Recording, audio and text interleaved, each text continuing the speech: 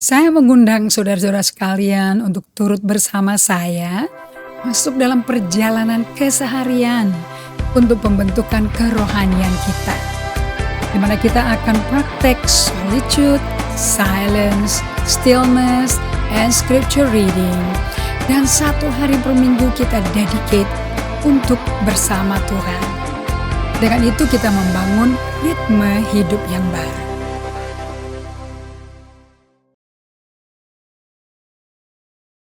Shalom semua teman-teman Bible Study kami, apa kabar? Saya berdoa semuanya dalam kondisi sehat, dipelihara oleh kasih karunia Tuhan, dan stay di dalam hadirat Tuhan. Ada amin? Apa kabar semuanya? Reza, apa kabar? Kita berdoa ya, kita akan bisa mulai. Bapa kami yang ada di surga, terima kasih untuk sore hari ini kami berkumpul bersama-sama teman-teman pembelajar Alkitab. Kami tahu makanan roh kami adalah firman Allah. Dan kami berdoa agar firman ini bisa melakukan transformasi di dalam jiwa kami yang perlu sekali diselamatkan, supaya dari glory ke glory kami ditransformasi semakin serupa Kristus.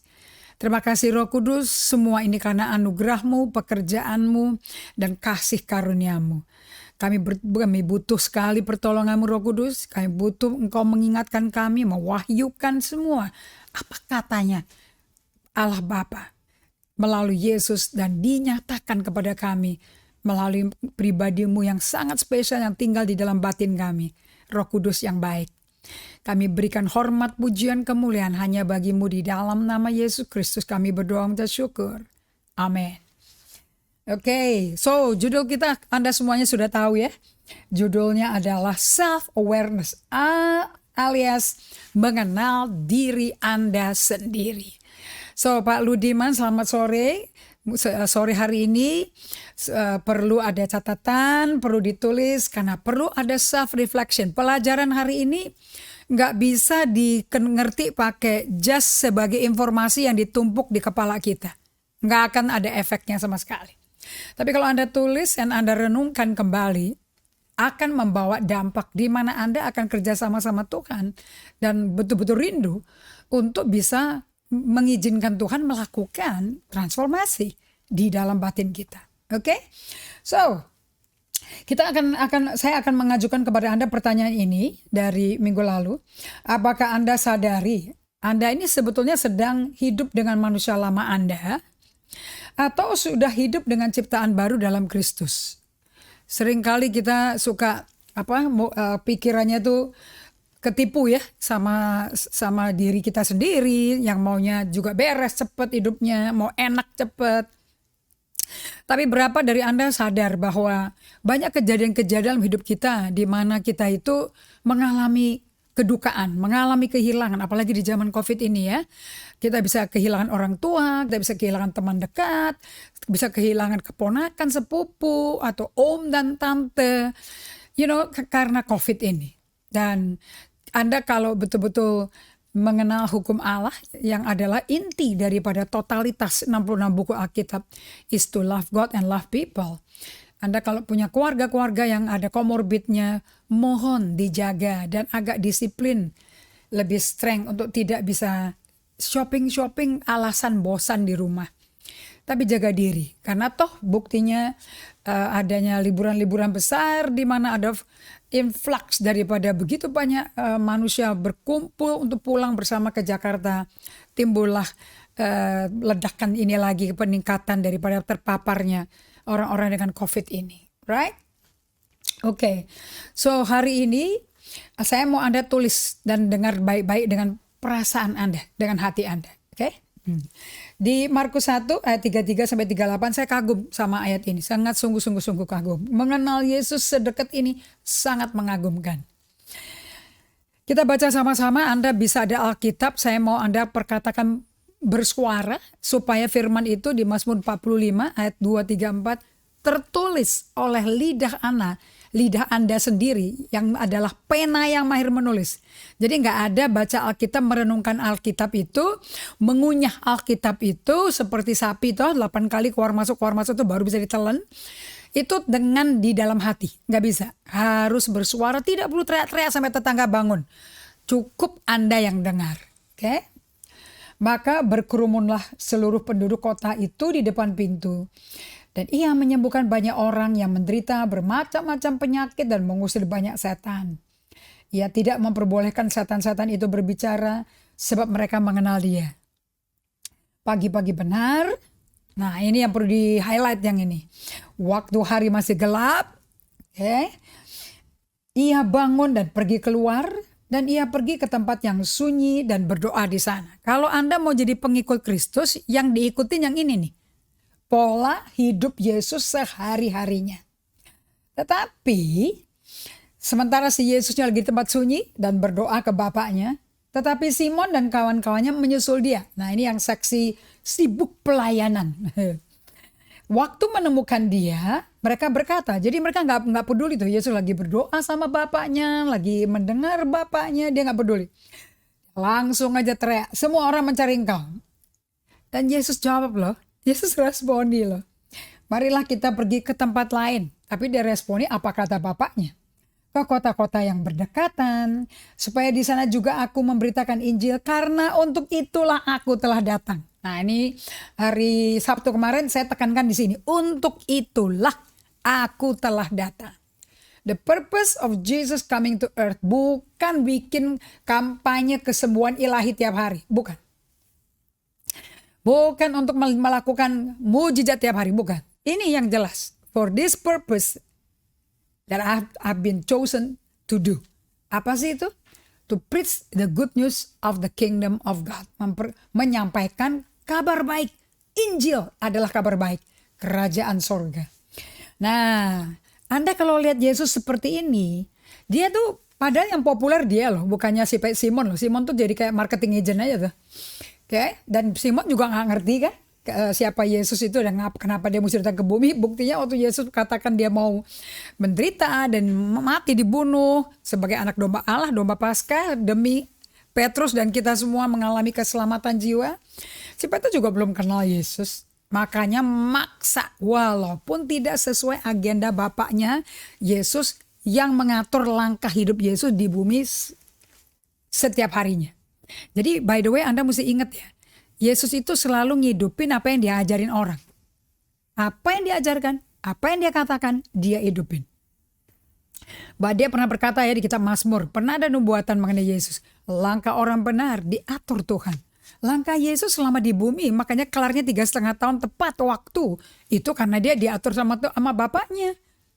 Karena dia selalu ketemu Bapaknya, satu hari bisa 5-6 kali. Sama kayak seperti Daud, 7 kali sehari aku memuji engkau. Di setengah kesibukannya sebagai raja, sebagai panglima peperangan, sebagai pelaksana keamanan negara, dan memperlakukan bangsa Israel seperti rajanya yang punya mereka, yaitu Allah Bapa Israel.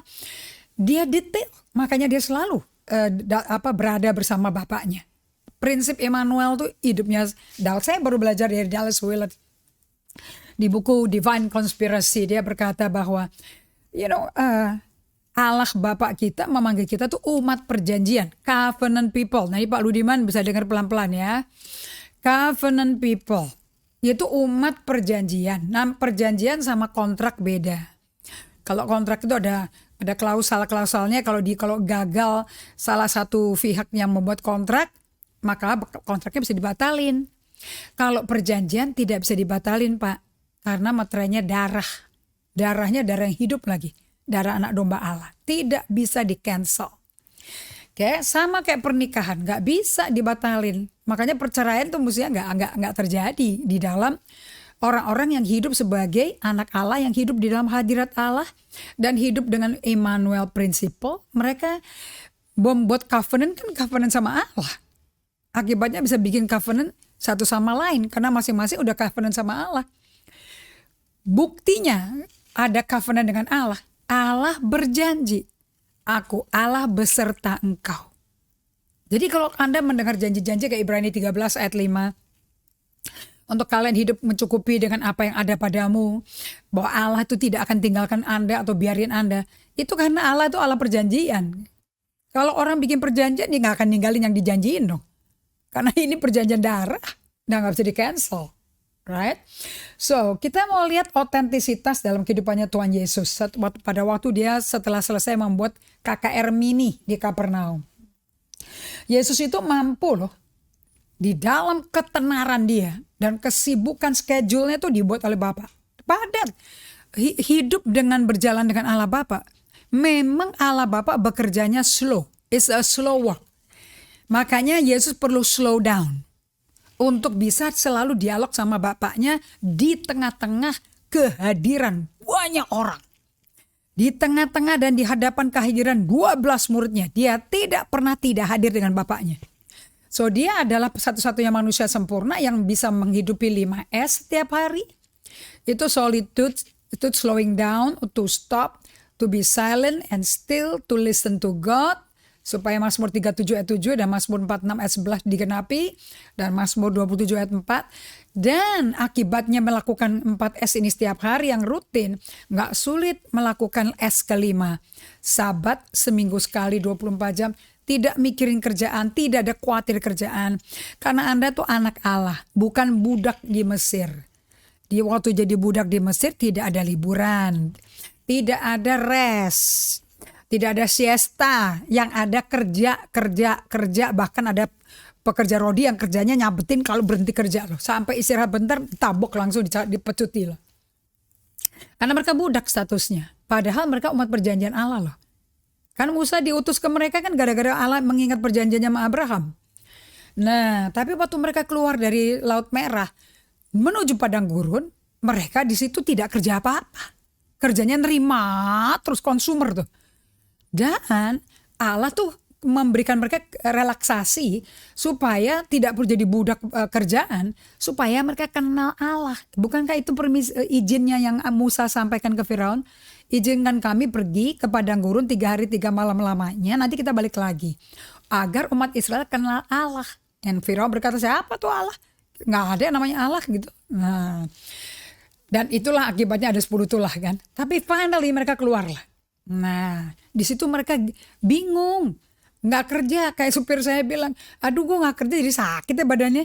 Ya kenapa nggak kerja aja kalau gitu? Bukan bang, dia perlu istirahat ya, dia perlu istirahat.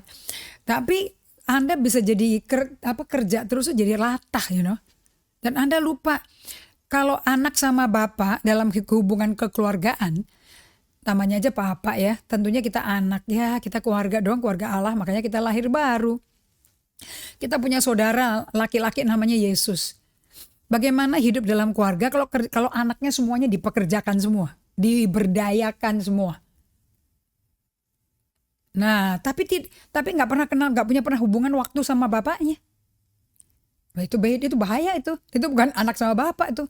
Itu majikan sama pesuruh. Nah, tapi Allah sengaja membawa iklim baru di padang gurun.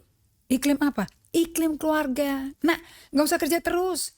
Bapak bisa sediain semuanya kok. Alam semesta ya Bapak atur kok. Masa kamu gak bisa istirahat? Tanah juga perlu istirahat, nak. Dan juga ternak juga perlu istirahat. Budak-budakmu juga perlu istirahat. Gak bisa kerja terus. Walaupun ada artificial lighting, ada penyinaran cahaya yang artificial, enggak tetap tidur. Badanmu ngantuk kok. Walaupun lampunya terangnya benderang kayak apa, tetap ngantuk badan kamu. Karena sudah ada inner built-in. Sudah ada sistem built-in di mana ritme hidup kita tuh ngikutin alam semesta. Ada pagi, ada siang, ada petang, ada malam, tidur semuanya. Saya punya tanaman loh. Atasnya hijau silvery gitu loh. Belakangnya tuh ungu. Begitu jam 5:30, dia bobok loh. Keren ya. Kalau kena sinar dia pelan-pelan buka lagi, tapi nggak bisa full. Nggak bisa full seperti pagi hari. Kalau pagi tuh full, aduh padat gemuk tanamannya, bagus sekali. Ya. Kalau tanaman aja tunduk pada penciptanya, mestinya kita yang serupa gambar rupa Allah bisa tunduk dengan lebih gampang. Tapi karena free will itu, kehendak bebas kita, Allah sedikit kasih, kita bisa jadi liar lah. Makanya banyak yang sakit. Karena melakukan kehidupan di luar ritme yang sudah dibikin di dalam built-in system kita. So, kita lihat bagaimana Yesus di Markus 1 ayat 33 sampai 37 mampu bertahan dalam otentisitas jati dirinya di tengah tekanan popularitasnya. Dia populer banget. Tapi dia nggak apa ya, nggak pikirannya tuh nggak mabok gitu loh sama popularitasnya. Dia tetap standby dan berjalan selaras dengan bapaknya. Dia nggak mabok-mabok deh. Nah, walaupun Simon dan kawan-kawannya berkata semua orang nyari kamu loh, kamu tuh orang penting. Yang dia bilang yang penting tuh bapakku, Bu. Anda ingat nggak waktu itu dia lagi ngajar di satu rumah, and murid-muridnya berkata, ibumu nunggu di luar tuh, mau ketemu. And Yesus berkata, langsung di depan orang loh. Siapa ibuku? Siapa bapakku? Siapa saudaraku? Yaitu orang yang mendengar dan melakukan apa yang dia dengar. Itulah bapak ibuku dan saudaraku. Anda kalau jadi ibunya bisa tersinggung gak tuh? Jadi Anda bisa ngaku ibunya. Tetapi kalau tidak pernah mendengar perkataan Yesus dan mentaatinya, bukan ibu. Basically Yesus berkata itu. So identitas kita itu harus selaras dengan perilaku kita. Nah, Yesus itu tidak mengikuti tekanan orang banyak. Termasuk sahabatnya teriak-teriak pun dia gak ikutin. Karena dia ikutin bapaknya. Nah sekarang pertanyaan saya kepada Anda. I think ini waktu hari Sabtu ya saya tinggalinnya. Anda ini ikut tekanan orang banyak yang mencari Anda. Atau Anda ngikutin kehendak Allah Bapa? Makanya hati-hati kalau doa, jadilah kehendakmu bukan kehendakku. Tapi Anda seperti Anda bebas sekali pakai kehendak bebas Anda untuk melakukan Anda yang mau. Nanti kalau ada kacau, panggil Branwir Allah Bapa 911, Pak tolong. Nah itu kan nggak cocok kayak begitu. Kalau Yesus kan beda. Dia ikut tekanan orang banyak yang mencari dia atau ikut kehendak Bapaknya. 100% Bapaknya. Sampai titik terakhir, sampai kalah di kayu salib, itu kehendak Bapaknya. Jadi kalau Anda pelajari baik-baik, Yesus itu Allah jadi manusia ya. Allah yang berinkarnasi. Yesus itu jadi manusia sempurna. Sadari bahwa Bapaknya mencintai dia.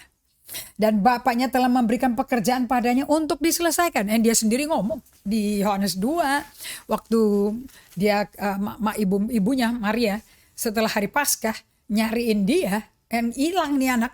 Sampai Ibu Maria mesti balik lagi, tanya kiri, tanya kanan, bingung nih anak kemana ya. Terus Ibu Marianya itu balik ke Bait Allah di Yerusalem, ketemu si Yesus di situ. Langsung dia berkata, Ibu, aku mesti menyelesaikan pekerjaan Bapakku. I'm about to do my father's business. So, begitu yakin dan teguh, tahu kenapa dia ada di bumi jadi manusia. Fix, udah gak bisa diombang-ambingin. Nah, orang yang seperti itu orang yang punya self-awareness. Dengan memenuhi kehendak Bapaknya, Yesus itu menghidupi kehidupan dari jati diri yang asli. Atau yang sejatinya. Yang sejatinya ya dia itu dengar. Waktu dia dibaptis di Sungai Yordan, dia anak Allah yang kepadanya Allah berkenan. Allah senang, gembira sama dia. Padahal belum pernah khotbah, belum pernah melakukan mujizat. Akibatnya gara-gara Yesus cuma menyenangi Bapaknya, dia kecewakan banyak orang. Oke? Itu udah lihat kan tadi ya di Markus 1 ayat 33 sampai 37 ya. Udah mengecewakan Simon, itu sahabatnya dia loh. Dan murid kesayangannya bukankah Simon dicuci kakinya sama dia? Nah. Oke. So, sekarang saya mau bawa kepada kesaksian hidup dari seorang anak Tuhan yang luar biasa. Aduh, saya kagum dan saya intrik ya dengan pernyataan Tuhan bahwa aku menemukan orang yang memiliki hati yang berkenan padaku. Anda kepingin seperti itu nggak? Ayo kita belajar Bible bersama, tujuannya untuk mengalami transformasi seperti itu. So di slide yang kita nomor 20 ya. Saya mau kasih pertanyaan kepada Anda semua nih. Anda ini sadar nggak sih kalau Anda ini hidup di bawah tekanan dari pengharapan orang lain atas diri Anda? Kita tuh bisa sadar nggak ini? Ini kalau nggak sadar, susah loh menemukan jati diri kita yang sesungguhnya. Nggak tahu mulainya dari mana. Nah, saya belajar dari Ignatius Loyola, pendiri Jesuit ya. Wah, 450 tahun yang lalu dia melakukan pembelajaran yang namanya mengerti jiwa Anda tuh lagi ada penghiburan, consolation, atau lagi desolation, lagi sedih. Ternyata kalau ada lagi seneng, Anda mesti ngerti senengnya tuh kenapa, ada apa. Tuhan lagi ngomong apa? Kok sampai senang? Kalau lagi sedih sekali, Anda ketimpa kesedihan, kenapa? Itu perlu diketahui.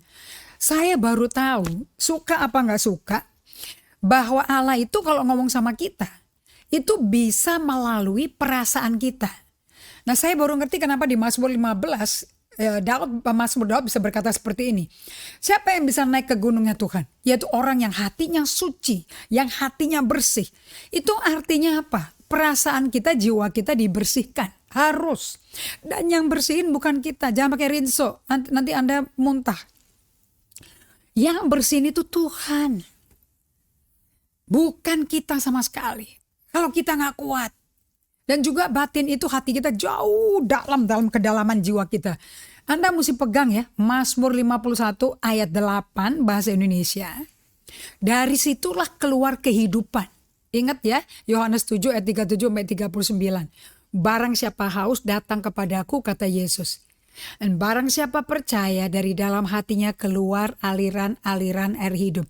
Mesti ngerti bahwa suara Tuhan itu ada di dalam perut kita. Makanya solitude silence itu mutlak. Kenapa? Kalau kita nggak latihan mendengar suara Tuhan.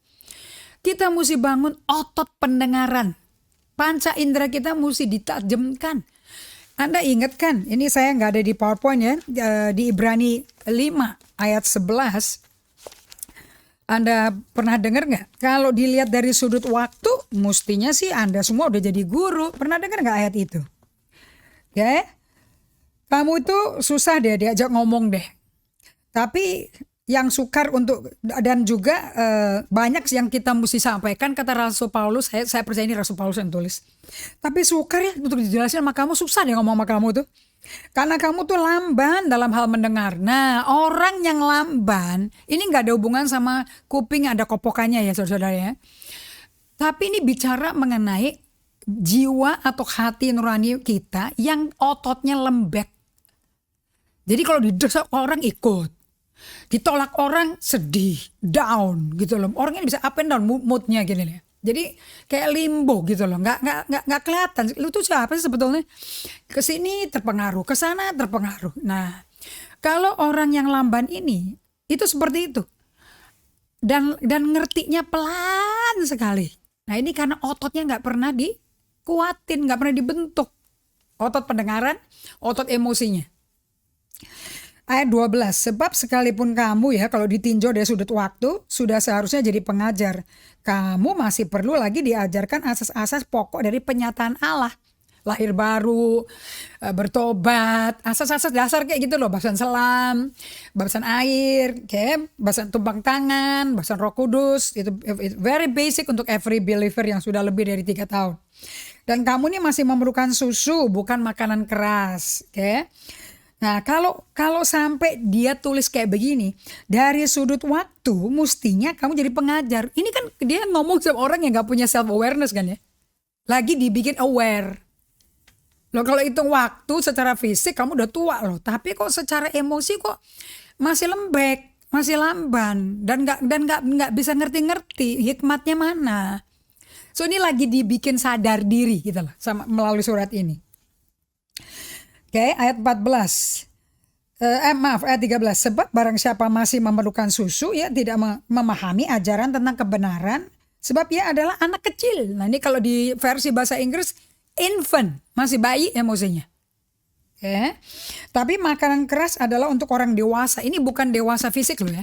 Ini bisa orang sudah 70-80 tahun, tapi masih jiwanya, masih bayi, anak kecil. Yang karena mempunyai panca indera yang terlatih, kalau dewasa panca inderanya terlatih. Ya of course ototnya udah di-exercise dong ya. Untuk membedakan mana yang baik dan mana yang jahat. Ya kayak Yesus gitulah. Jadi kalau dihantam sama Petrus, orang dekat-dekatnya dia loh. Ini orang dekat semua. Yang bikin dia untuk sway dari kehendak Allah Bapaknya. Kayak berkali-kali sampai di Getsemani juga dia yang keluarin pedang. Untuk memotong telinga dari keponakannya si Imam Kayafas, si Malkus. Yesus melakukan mujizat. Itu kalau sampai keluarin pedang, amarahnya meledak-meledak itu nggak bisa terkontrol. Masih ototnya lembek gitu loh. Nah, tapi lihat dong Yesus, firm kan, teguh, yakin teguh, kayak batu karang dia tuh. Aku memang mesti mengalami ini. Jadi sadar nggak sih Anda hidup di bawah tekanan dari pengharapan orang lain? Sadar nggak? Untuk Anda sadar ini, Anda mesti belajar dari apa yang diajarkan sama, saya senang sekali nih, apa yang diajarkan sama si Ignatius de Loyola. Dia tuh ngelatih untuk betul-betul mengenal perasaan dia. Suara-suara dari emosi dia tuh dia latih, dia dengerin. Dia nggak main-main loh. Bener-bener saya belajar ini dari buku Day by Day. It's so nolong saya kenal diri saya sendiri. Bahkan nanti ada cara ya untuk ngukur loh. Berapa kuatnya sih emosi Anda? It's just amazing. Saya itu senang sekali. Okay? So di sini Ignatius Loyola itu ngajarin bahwa Anda itu mesti bisa mengerti dan mengenal emosi Anda sendiri. Orang lain nggak bisa tahu, yang tahu tuh Anda. Okay? Dengan Anda slow down untuk diam, untuk dengerin emosi Anda tuh kayak apa. Kalau tidak, Anda nggak komitmen untuk peduli, untuk apa ya, caring ya, untuk caring your soul, shepherding your soul gitu ya. Nanti Anda akan sulit mengenal suara Allah dan tidak bisa melakukan kehendak Allah. Apalagi mentaati firman akan sulit. Oke? Dan Anda untuk memberi nasihat yang bijak juga akan sulit. Nah, jadi saya senang sekali si Ignatius ini memberikan penghiburan pada kita semua. Bagaimana kita harus 1 Yohanes 4 ayat 1 ya. Jangan percaya semua roh loh. Kamu mesti uji loh semua roh loh. Nah, terkadang perasaan kita itu merupakan hasrat daging yang adalah musuh kita. Dan di waktu lain Allah sedang mengarahkan kita pada pilihan yang lebih baik. Nah, bagaimana Anda tahu perasaan Anda membawa Anda ke nafsu versus perasaan Anda membawa Anda kepada kehendak Allah? Ini butuh exercise. Kalau nggak bisa. Oke. Nah, kita perlu pertolongan Tuhan 100% untuk dapat berkata tidak, padahal Anda di bawah tekanan yang berat dari orang-orang, dan berkata iya dengan sehat kepada Allah yang setia pada Anda. Oke. Nah, saya mau bagikan nih hari ini dari seorang pribadi yang luar biasa, namanya Daud. Daud ini masih muda loh. Kayak Yusuf gitu yang kita baru kelar belajar. Tapi teenager ABG ini atau milenial generasi Z ini, kuat banget dia punya otot emosinya. Kuat banget otot pendengaran rohaninya. Tajam. Mereka tahu Tuhan ngomong apa enggak. Makanya segala perang si Daud selalu menang karena dia konsultasi terus sama Allah. Enggak pernah dia jalan sendiri, selalu konsultasi sama Allah. Dia peka banget. Makanya dia punya hati, a man after God's own heart. What a privilege, what a promotion. Oke. Kita baca ya 1 Samuel 17 ayat 38 sampai 45. Saya senang banget yang ini. Nanti dari sini kita bahas self awareness-nya Daud. Lalu Saul mengenakan baju perangnya kepada Daud. Ditaruhnya ketopong tembaga di kepalanya dan dikenakannya baju jirah kepadanya. Dan dengar baik-baik ya saudara-saudara ya.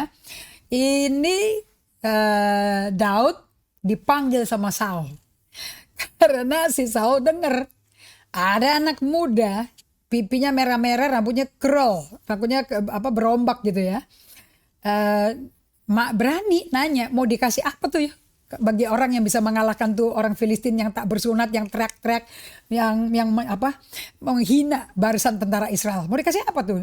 Si Saul yang ngumpet di belakang gua takut sama Goliat. Berkata siapa anak siapa ini berani banget kayak begini? Akhirnya si Daud dengan rendah hati dia bilang, hambamu ini anaknya Isai. Tapi dia saya nggak tahu ya, dia kasih tahu nggak kakak-kakaknya sih pasukan Kopassusnya Saul. Dan biasa dipercayakan memelihara 2-3 ekor kambing domba dan ayahnya. Ya cuma 2-3 ekor aja ya. Tapi kalau ada beruang, ada macan mau ngambil, dia pakai nama Allah Israel. Dia bisa menyelamatkan 2-3 ekor domba dan kambing ayahnya utuh. Dan itu gigi gerahamnya si beruang sama macannya copot. Terus dikasih dia sama Saul baju perangnya Saul. Anda tahu kan? Saul kan tinggi gede kan? Ingat gak waktu di 1 Samuel 10? Waktu dia dipilih jadi Raja Israel. Wah ganteng, tinggi besar. Lah Daud kan kecil, cuman cakep. Masa dikasih seragamnya Saul? Ya kerendam sih ya. Lalu Daud mengikatkan pedangnya, tapi atas respect karena hormat otoritas dia tetap pakai. Dia ikat pedangnya di luar baju perangnya, kemudian dia berikhtiar mau berjalan, dia mau coba jalan nih ya. Sebab kan dia belum pernah dipakai jubah perang kayak begini nih, raja punya lagi, wow. Maka berkatalah Daud kepada Saul, aku kayaknya nggak bisa jalan nih pakai ini. Susah jalannya, kegedondoran. Sebab belum pernah aku mencobanya. Kemudian dia copot. Nah ini loh, orang tuh kalau sadar diri, tahu identitasnya siapa. Pakai baju orang yang niat baik tapi nggak cukup ukuran, kedodoran. Dia berani ngomong tanpa takut menghina raja loh. Tanpa takut pikir, wah ini raja udah dengan raja Israel yang kasih gua bajunya dia, men kapan lagi pakai baju raja Israel? Enggak, dia nggak sewot, dia nggak ada pergumulan kayak begitu. Dia bilang, aduh kalau aku jalan kayaknya berat deh. Kayaknya nanti gue perang sendiri sama di baju, nggak jadi perang sama Goliat. Lalu Daud lepas dengan respect. Lalu Daud mengambil tongkatnya di tangannya, apa yang dia comfortable, dia ambil. Dipilihnya dari dasar sungai, dia ke sungai. Dia nggak pergi ke kamar tempat penyimpan senjata perang. Dia ke kali. Mengambil 5 batu licin yang ditaruhnya dalam kantung gembala yang dibawanya. Tetap status identitas fungsionalnya dia sebagai gembala ada tercantum sini. Dia nggak klaim dia tentara Israel. Aku gembala. Yakni tempat batu-batu sedang umbannya dipegangnya itu di tangannya. Demikian dia mendekati orang Filistin. Dia mendekati ya, Bapak Ibu sekalian, mendekati. Tetapi Daud berkata kepada orang Filistin, saya lompat ya ke ayat 45. Tetapi Daud berkata kepada orang Filistin itu, engkau mendatangi aku dengan pedang dan tombak dan lembing. Tapi aku mendatangi engkau dengan nama Tuhan semesta alam. Allah segala barisan Israel yang kau tantang, that you defy today. Yang kau tantang hari ini. Anda lihat nggak di sini? Saya ini lagi belajar nih ya. Karena saya kenal diri saya ya. Dia lihat kalau Saul itu identitasnya barang-barang materialistik, lembing, pedang, tombak, luarnya, eksternalnya itu asetnya dia. That's his identity. Kalau Daud identitasnya dia nggak sebutin 5 batu, umban, nggak ada tuh, dia nggak ngomong sama sekali. Dia cuma ngomong satu, siapa dia di dalam Tuhan. Bahwa yang dia tuh sudah hidup dari usia ini, dia tuh udah hidup dengan prinsip Immanuel. Aku datang dengan engkau, ditemenin Tuhan semesta alam, Allah barisan tentara Israel yang kau tantang itu. Dia pakai the be with God life principle. Sama kayak Yusuf. Jadi kalau yang ini nih emosinya emosi dewasa nih. Walaupun usia fisiknya kalau zaman saya namanya ABG, kalau sekarang generasi Z ya. Jadi dari usia dini si Daud itu memiliki kesadaran diri yang luar biasa tentang dirinya, identitasnya dan tentang Allahnya. Who God is, who David is, dia tahu, matang taunya. Betul-betul one in God. Daud itu yakin teguh. Aku suka nih pakai gini. Memang saya ambil dari kata-kata terjemahan bahasa Indonesia kan ya. Ku berbahagia, yakin teguh, Yesus abadi kepunyaanku. Nah ini, saya rasa dia kali nyanyi ini ya. Dan dia yakin teguh, dia tuh ada di dalam hadirat Allah. Kamu mau perang, pakai pelindung lutut tembaga, sepatu boot tembaga, ketopong tembaga, udah badannya udah 2,5 meter. Kayak pakai perisai tembaga, pedang juga tembaga. Yang datang ke dia ukurannya kecil. Enggak pakai tembaga sama sekali. Dia punya perisai Allah Israel. Makanya dia bisa nyanyi di Mazmur 18. Engkau Allah yang kau cintai, kau perisaiku, kau benteng kubuku. Itu dia tuh kenal Allah sedekat itu. Karena siapa perisai dia? Hadirat Allah. So dia berkata gini, hari ini juga ya, Tuhan akan menyerahkan kau ke dalam tanganku ya. Dan aku akan mengalahkan kau dan memenggal kepalamu dari tubuhmu. Hari ini juga aku akan memberikan mayatmu dan mayat tentara Filistin kepada burung-burung di udara. Mayatmu, saya ingat jadi kayak Isabel tuh ya. Isabel tuh dibuatin ya, sama si Yael. Hari ini badanmu nanti kalau mati makanannya anjing. Kalau Daud, hari ini badanmu yang segede ini, 2 meter, kalau dulu si Benny ngomong, so big, how can I miss, man? Mayatmu tuh makanan burung. Tentara Filistin, semua tentaramu juga jadi makanan burung. Okay? Dan kepada binatang-binatang liar. Supaya seluruh bumi tahu, bukan cuma ada yang di perkemahan di medan peperangan ini. Seluruh bumi tahu bahwa Israel itu punya Allah. Israel itu bukan sembarangan negara. Ketika orang Filistin itu bergerak maju untuk menemui Daud, so maju nih si Goliat. Jadi dia pikir si ini, dia kan panggil si Daud anjing kecil kan. Maka lihat ya, Anda tuh dia kelihatan nggak ya di layar Anda pakai gold color tuh. Segeralah Daud berlari ke barisan musuh menemui orang Filistin itu. Didatengin si Goliat. Bukan dia kabur dari Goliat. Hanya orang yang kenal Tuhan yang bisa berhidup seperti ini. Hanya orang yang tahu dan tahu God with us. He lives in us. Yang bisa ngomong kayak gini dan bertindak. And actionnya begitu loh. Nah ini yang kita miss selama berpuluh-puluh tahun saya menjadi hamba Tuhan. Walaupun saya khotbah loh. But today aku masuk ke jalur trek hidup seperti Daud.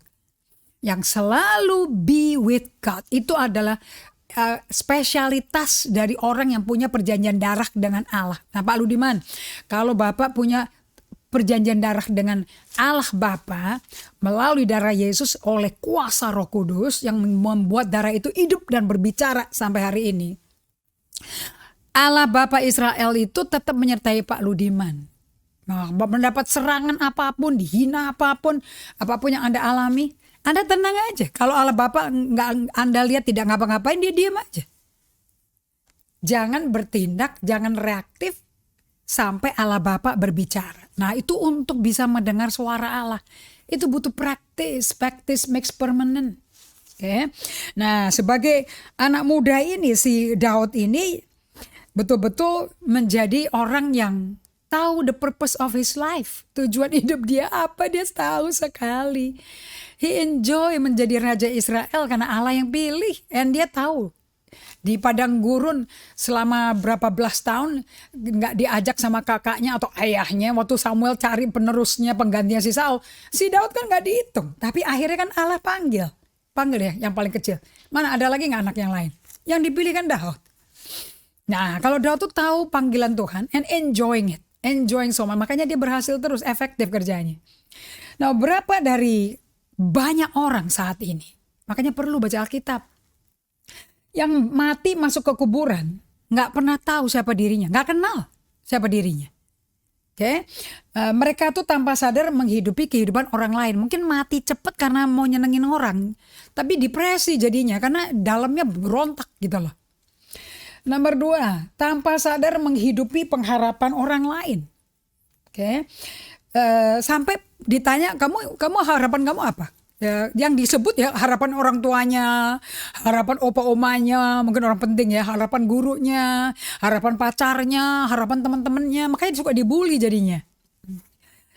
Kemudian nomor 3, kenapa kok banyak masuk ke kuburan nggak kenal dirinya siapa?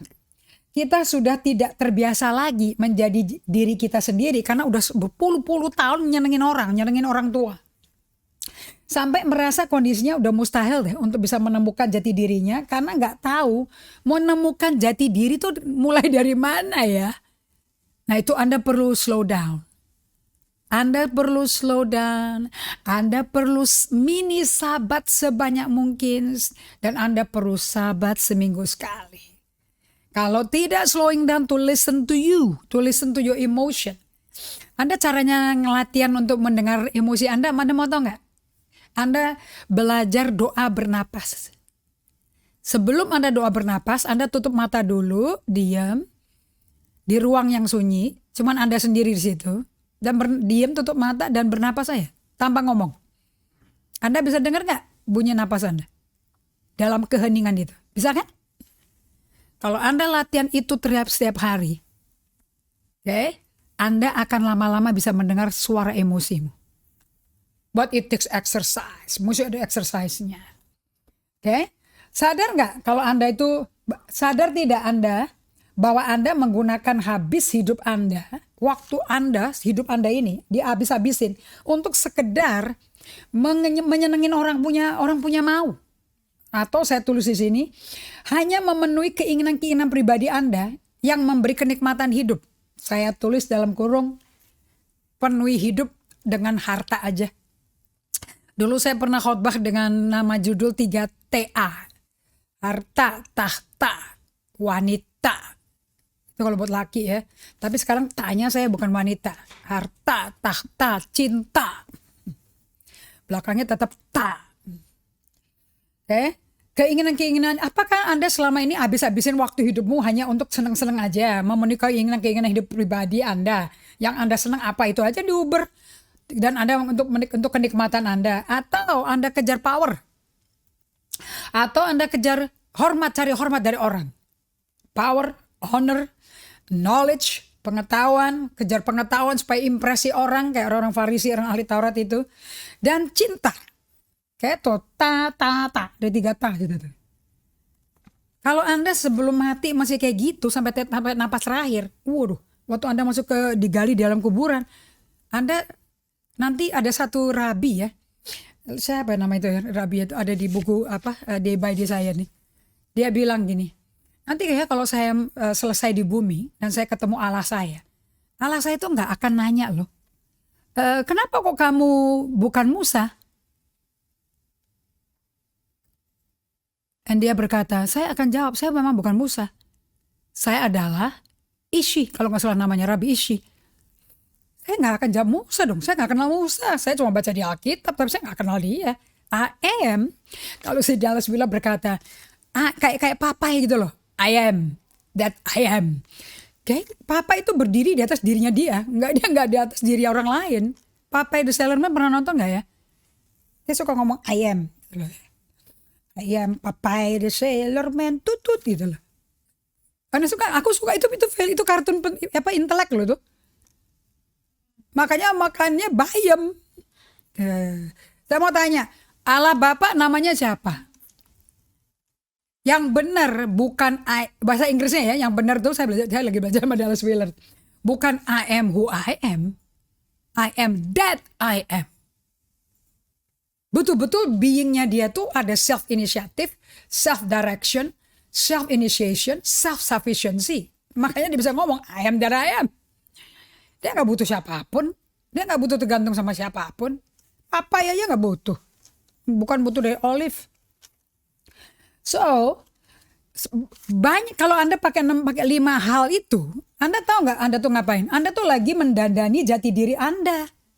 Nah kalau jati diri Anda perlu didadanin pakai power, kenikmatan, harta. Tadi apa tadi? Harta, tahta, cinta. Supaya dapat honor and knowledge. Nah kalau Anda kayak gitu, Anda sibuk hidupnya dandani dirimu terus. Anda mau tahu nggak yang didandanin siapa? Bukan jati diri yang otentik. Bukan yang asli, yang Tuhan kenal. Saya tuh ngomong sama diri saya biar itu gampang, mudah ngertinya, menanggalkan manusia lama pakai manusia baru. Tahu nggak kenapa mesti pakai manusia baru?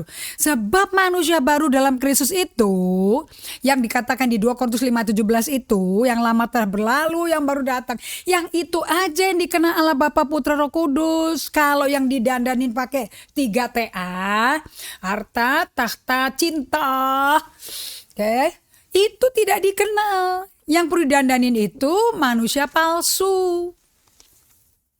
Semua demi mendandani jati diri palsu. Kalau Robert Mulholland ngomongnya the false self. Namanya aja the false. Ya dibikin-bikin otentik bagi diri Anda, didandanin segala macam. Supaya dipandang dunia dan Anda sendiri pandang. Gue keren ya kalau pakai ini ya. Gue keren ya kalau pakai beginian. Anda justify sendiri. Anda mesti tanya, Anda dikenal Tuhan gak yang begitu? Nah, itu persis kayak si Adam sama Hawa. Anda tahu kan pencipta desainer bikini pertama siapa? Adam. Dia bikin cawat, saudara. Jadi fashion itu apa sebetulnya? Upaya manusia menutupi yang gak serupa Allah. Supaya kelihatan bagus, walaupun gak serupa, didandanin habis-habisan. Karena dunia menghargai power, duit, uang, kekayaan, kelimpahan, kementerengan. Salah satu di buku dari Emotionally Healthy Spirituality ini, saya baca bagus sekali deh. Mana kesaksian Sheila Walsh. Anda kalau nonton di YouTube Pat Robertson ya, itu pembawa acaranya tuh Sheila Walsh tuh. Dulu penyanyi rohani dia. Dia ngalami sakit jiwa tertekan luar biasa.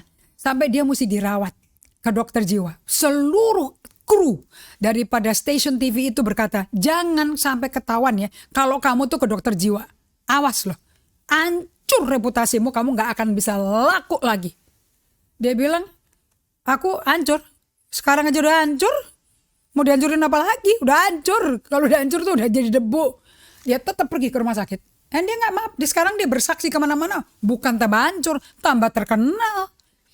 So dia ketemu sama fisiater. Dia tanya, who are you? Terus dia terjemahin gini caranya. Oh, I am Sheila Walls. I am the MC of the TV program. I do so many recording. I appear on TV so many times. Terus dokternya bilang, kamu tuh siapa? Saya nggak tanya apa yang kau lakukan. Apa yang kau kerjakan bukan kamu. Itu kerjaan kan bisa berhenti, bisa ganti lagi yang lain. Who are you? Tiba-tiba ditanya 3 kali, dia nangis. Dia bilang, makanya kamu kemari karena kamu mau ketemu. Kamu tuh siapa? That's why kamu ke fisiater, ke rumah sakit jiwa. Gak apa-apa ke rumah sakit jiwa, memang mau kenal jiwamu siapa kok. Dan waktu dia dengar perkataan dokter seperti itu, dia hancur. Ternyata dia selama ini tidak menjadi siapa dia. Sampai depresi. Walaupun cantik dan talented sekali. Oke. So Anda mesti renungkan ya. Sepertinya tubuh kita tuh gak kelihatan loh. Kecuali didandani dengan sesuatu yang kelihatan untuk menutupi permukaannya. Kayaknya kalau ditutupi dengan semua semarak barang-barang yang bertahta, berharga, menunjukkan power. Suka dulu apa John Bevere kalau khotbah dia bersaksi kayak gini. Dulu waktu saya baru pertama kali khotbah jadi itinerant preacher. Teman-teman pada ngajarin, you need to wear power tie. Saya bilang power tie, dasi berkuasa tuh kayak apa ya? Dasi berkuasa ya. Dasi mahal, bermerek saya bilang gitu. Iya, pakai jas yang mengkilat katanya. Karena kita mesti buat menarik orang. Really? Ya kalau gitu gak usah bertobat dong. Dulu baju gua kayak gitu semua dulu. Okay? Itu dan bikin kartu nama supaya kamu laku. Dan dimana-mana orang cari kamu. Wow, sepertinya ini Thomas Merton berkata kayak gini. Sepertinya kayaknya kalau badan kamu gak dikasih power tie, gak dikasih power suit, gak kelihatan ya kamunya ya. Nah, sadar gak Anda bahwa di bawah semua hal-hal tersebut yang nutupin Anda, yang gede-gede mereknya gitu ya, kayak Anda mengalahkan etalase toko loh. Sebetulnya tuh ada pribadi yang hampa, vakum, yang betul-betul empty. Sebenarnya apa yang menjadi dasar dari kenikmatan dan ambisi hidup Anda? Mau jadi ini supaya dapat uang banyak, supaya bisa beli merek ini. Karena kalau pakai baju merek ini, pakai sepatu merek ini, nanti aku diterima di kalangan ini. Jadi jati diri Anda disamakan dengan merek kan ya. Jadi kalau mereknya diangkat, Anda tinggal apa? Kosong.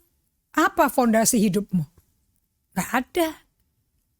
Kalau ditarik, bolong. Nah jika sekiranya semua hal-hal tersebut habis, apa sih yang tertinggal akan diri Anda, atas diri Anda? What is left of you? Telanjang, kosong, hampa, empty, hollow, shallow, empty. Nah, saya kutip saya seneng nih baca kayak ginian nih. Kenapa? Karena menjelaskan Kejadian 2 ayat 25. Nih bedanya ya. Waktu pertama kali Adam diciptakan, kemudian Allah berkata nggak baik ya laki-laki sendirian, dia butuh penolong sepadan. Dibikin tidur, diambil sampingnya, Tuhan bangun dari rusuknya seorang perempuan. Nah ditaruh, langsung Adam bereaksi keras. Tulang dari tulangku, badan dari badanku, daging dari dagingku. Wow man, gitu loh, makanya namanya woman ya. Kalau perempuan susah tuh, man, susah gitu. Laki-laki dan perempuan itu dua-duanya pas ketemu tuh telanjang. Tapi gak malu. Gak pakai bikini loh. Oke. Segera sesudah mereka makan buah itu, ayat 7, pikiran mereka terbuka. Dan mereka sadar diri bahwa mereka tuh telanjang. Sebab itu mereka menutupi tubuh mereka dengan daun ara yang mereka rangkaikan. Jadi ada beberapa lembar daun. Jadi mereka pintar jahit ya. Memang ide kreativitas dari Tuhan tuh ada loh di manusia. Salah juga bisa loh. Jadi waktu di ayat 25 Kejadian 2, mereka telanjang. telanjang. In the presence of the Lord. Mereka telanjang. Tapi mereka close by the presence of the Lord. Dijubai hadirat Allah. Nggak malu. Karena mereka God conscious, bukan self conscious. Begitu mereka dicobai setan. Dan dikasih tahu sama setan, kamu tuh nggak ada apa-apanya kalau nggak makan buah itu. Kalau makan buah itu, kamu berkuasa. Kamu tahu yang baik yang sama yang jahat. Dan kamu nanti seperti Allah, berkuasa kayak Allah. Jadi setan nawarin apa ke Anda? Power. Bukan nawarin karakter, power. Kayak being Anda hancur, tapi Anda dikasih kuasa. Nah, setelah tergoda nafsunya dengan kesombongannya bisa setara sama Allah, ambil langsung. Satu gigitan dikasih ke suaminya. Suaminya nggak lagi main golf loh di sebelahnya. Makan juga suaminya. Coba dia lagi main golf ya. Pasti selamat kali Adam tuh. Nanti pulang dipentung istrinya pakai golf stick kali. Nggak, ternyata dia ikut makan. Nggak ada semeter sampingnya. You know, saking cinta. Begitu makan mereka sadar, kebuka pikirannya yang kebuka. Pikiran kebuka bahwa mereka tuh telanjang. Petang itu mereka mendengar Tuhan Allah berjalan di dalam taman. Bisa dengar loh langkah Allah. Bisa sadar diri mereka berdosa. Pikirannya malu diri. Ada nggak beres sama diri mereka tiba-tiba sadar. Tapi bisa dengar suara Tuhan. Ini sisa-sisanya masih ada nih. Lalu mereka berdua bersembunyi di antara pohon-pohon supaya tidak dilihat oleh Tuhan. Bagaimana sih, kemanakah aku akan pergi? Bukankah di Mazmur 139 Daud berkata, aku mau ke kubu, aku mau ke dunia orang mati, kau di situ. Aku mau ke tempat tidur, kau di situ. Aku mau berjalan, kau di situ. Kemana aku bisa lari dari engkau Tuhan? Loh, ini kok malah mencoba menutupi dirinya supaya nggak dilihat Tuhan. Dia main cap-cip ke debang kuncup. Tetapi Tuhan Allah berseru kepada laki-laki itu, di mana engkau? Laki-laki itu menjawab, saya mendengar engkau di taman, saya takut. Jadi saya bersembunyi karena telanjang. Kondisinya yang betul-betul deprived dari hadirat Allah, keserupaan Allahnya hilang total. Dia ngomong loh. Nah, sadar gak sih kita setelah Adam dan Hawa memilih untuk memutus hubungan dengan Allah? Bahwa sejak itu manusia itu sulit sekali untuk melepaskan lapisan-lapisan manusia palsunya yang kita pakai. Jadi kenapa sih Anda mesti melakukan solitude silence itu kenapa? Mesti ada berada di kaki Tuhan tuh kenapa kayak Maria? Perlu loh itu. Yesus berkata kepada Marta yang marah-marah itu yang sibuk. Perlu. Yang Maria lakukan tuh perlu. Bukan mutlak, perlu. You need of it. You may not want it, but you need it gitu loh. Anda mungkin gak mau, tapi Anda perlu. Oke? Nah, daripada keseret-seret, mendingan Anda datang di kaki Tuhan. You need to be able to know. Karena waktu Anda datang di kaki Tuhan, seperti saya alami 5,5 tahun ini, saya tuh kebuka diri saya tuh kayak apa. Yang gak sabaran, yang mau menang sendiri, yang mau take matters untuk itu gak perlu dikuliahin orang. Sekarang bisa lihat mata kepala saya tuh kayak gitu waktu lagi menanti Tuhan. So ugly, sampai nangis saya tuh. Kenapa saya nangis? Loh, orang sejelek ini. Kok Tuhan sabar sekali ya meniteni saya. Apa sih bahasanya meniteni itu? Mengamati saya. Ngawasi saya. 24 jam per hari loh. Kan berkata penjaga Israel gak pernah tertidur terlelap kan. Dia jagain saya. So Rasul Paulus pun memiliki kesadaran ini. Saya suka. Ini kayaknya mesti disambungnya hari Sabtu nih. Saya mau bongkar Roma 7. Orang-orang yang sukses ya ternyata ya. Itu orang-orang yang punya self-awareness. Yang diperoleh karena berada di hadirat Tuhan. Nomor 1, Anda mesti kenal diri Anda. Anda ingat kan Teresa dari Avila berkata, semua problem masalah manusia itu stem in the lack of self-knowledge. Kurang, bersumsum di kurangnya sadar diri. Anda gak perlu pakai otak jenius untuk ngeliat orang lain gak beres. Antik orangnya. Tapi Anda bisa lihat gak dirimu antik? Di mata Tuhan. Itu butuh Anda berada di kaki Tuhan, di hadirat Tuhan. So saya mau tutup di sini dengan menunjukkan kepada Anda seorang mantan pembunuh berseri bisa menjadi rasul kasih. Saya panggil dia rasul kasih. Next to John, di samping rasul Yohanes, ini rasul kasih juga. Karena kalau baca Injil Yohanes, surat Yohanes yang dibikin udah usia 90 tahunannya sendirian di Pulau Patmos sampai bisa tulis buku Wahyu, that's a letter of love. Pure love. Rasul Paulus juga bisa mengajar mengenai kasih. Rasul Paulus itu memiliki kesadaran diri yang luar biasa. Coba ya, sebagai penutup saya menunjukkan ke Anda. Nah, beginilah keadaan saya. Saya ini mentaati hukum Allah dengan akal budi saya. Tapi dengan tabiat manusia saya takluk kepada dosa.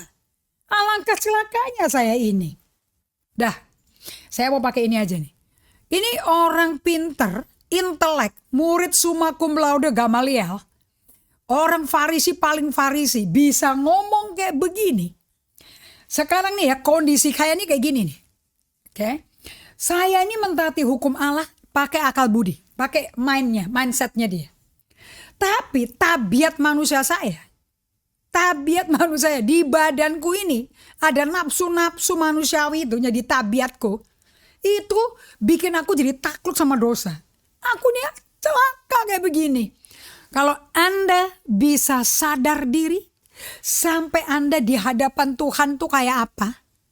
Anda remuk, ini kalau bahasa, kenapa saya putihin tadi print outnya tuh alangkah printingnya, alangkah celakanya saya ini tuh kalau pakai bahasa what a wretched man that I am. Jadi teriak loh. Kalau Anda udah remuk kayak itu karena sadar diri kondisimu kayak apa di hadapan Allah ya, you are in the most blessed position karena kepadamu berbagailah orang yang miskin. Kau adalah pemilik kerajaan surga. You know what kerajaan surga is? Being in the presence of God. Being with God life. Itu kingdom living. Jadi Anda gak bisa mengalami dan mengenal Tuhan sampai you are broken. Kalau enggak Anda mikir terus bagaimana menyelesaikan masalah Anda. Look, nobody can solve your problem. Hanya Tuhan yang bisa solve your problem. So saya mau bawa Anda nanti hari Sabtu untuk masuk ke dalam posisi brokenness. Karena sampai Anda mencapai at the end of your rope, kalau Anda belum mencapai akhir daripada tali pegangan hidup Anda, udah tinggal putus ya gitu, udah hancur, you will not meet God. Kekuatanmu begitu kuat, kekuatan manusia kita kuat banget loh. Buktinya si Adam aja udah salah total kayak gitu, di belak-belakan di hadapan Allah dia dosa loh. Dia bikin cawat. Itu kan kekuatan manusia untuk menyelamatkan dirinya dia. Dia dandani, dia tutupi dirinya. Be careful. Nanti kalau dicabut sama Tuhan, what is left? You know, sekali-kali Anda sering lah. Kalau nanti ya, jangan zaman COVID ya. Kalau bisa sudah agak aman, ikut ke ibadah penghiburan. You see a dead man, nothing at all, empty. Itu perlu kita pikirkan di situ. Oke? Kita selesai, kita berdoa, kita lanjutkan di hari Sabtu ya. Wonderful Father, wonderful Lord Jesus. Sungguh, you are a wonder of wonder God. Terima kasih ya Bapa, Kau bisa membuat kami bisa direndahkan hatinya untuk kenal diri kami. Yang mana yang sangat menyakitkan hatimu, jauh dari Engkau, dan kapan kami bisa dekat. Dan bagaimana postur kami, kondisi kami seperti apa untuk kami dekat dengan Kau. You are our great teacher. Betul-betul Kau guru yang luar biasa. Guru agung kami, Gembala agung kami. Really you are amazing. Buat kami semua tidak mati, tidak mengenal diri kami Tuhan. Aku minta ini hanya di dalam nama Yesus. Buat kami mengenal Kristus bahkan serupa dalam perjalanan menuju keserupaan Kristus. Bless us Lord with your Holy Spirit. Sepanjang sampai hari Sabtu jam 12 nanti. Di dalam nama Yesus. Amin. Saya berdoa. Ulangi lagi ya Cliff dari YouTube pelajarannya minggu lalu dan Sabtu juga. And we are, di musim ini let's be serious untuk hidup bersama Allah. Capek dah pakai kekuatan sendiri. Okay? We see you. Sampai jumpa lagi ya Ibu Jane Carol. Hai Ibu Nur Tambunan, senang bisa bergabung. And everybody, catatannya bisa di-share. Anda belajar apa? Hai Ibu Nance Topa, Ibu Ratna, and Jayadi juga. Thank you for learning and we'll see you Saturday. Dan saya menanti kesaksian-kesaksian ini, pelajaran ini berbicara apa kepada Anda. Dan saya percaya Anda akan banyak sekali mengalami transformasi or spiritual formation yang membuat transformasi di luar sepanjang COVID ini. Karena kita kan mesti berpikir ya, kayak si Rick Warren berkata, reset your life again. Coba reset ulang hidupmu supaya setelah COVID you become a better person, not a bitter person. Oke. Nah, kalau kita reset kembali by doing 5S, seperti istrinya si Rick Warren, Kay Warren mengatakan juga, pakai bukunya Peter Scott Zero. You need to do that so that you can have a healthy mind, healthy soul. Okay? And that's the best thing to do selama musim ini. Thank you Puji, thank you Esra Manurung, and Pak Uyung dari Cirebon. Pakai kekuatan Allah, betul, dan itu mesti ada bersama Allah. Kalau nggak bisa pakai kekuatan Allah, kita nggak pakai Tuhan ya. Thank you Sharon Aprianti. Bisa tulis dari mana ya? And Samuel Daniel Tambunan juga. Sampai jumpa lagi di hari Sabtu. Tuhan menyertai dan memberkati Anda.